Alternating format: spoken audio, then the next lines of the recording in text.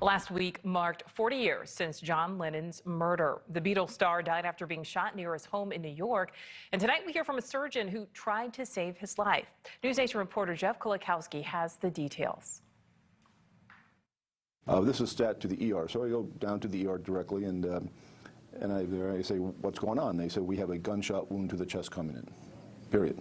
David Halloran was a resident working that night at Roosevelt Hospital in New York City. Several minutes into this, maybe 10 minutes or so, someone says, "Hey, that looks like John Lennon." And I said, "No, it's not John Lennon. It can't be John Lennon." I've talked with Dr. Halloran, now a Syracuse surgeon, a couple of times about this night. The last 5 years ago, on the 35th anniversary of Lennon's death.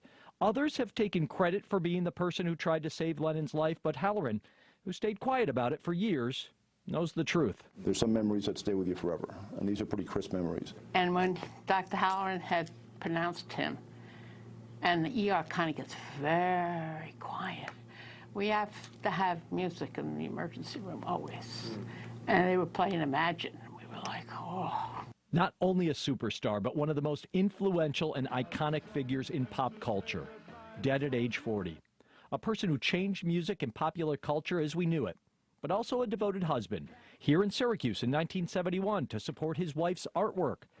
But on this night, 40 years ago, he was just a patient at Roosevelt Hospital in New York City. I hope someday you'll join us.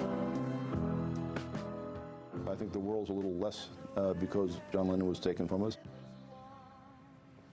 Well, the man who pulled the trigger, Mark David Chapman, is still behind bars. Earlier this year, he lost his 11th bid for parole.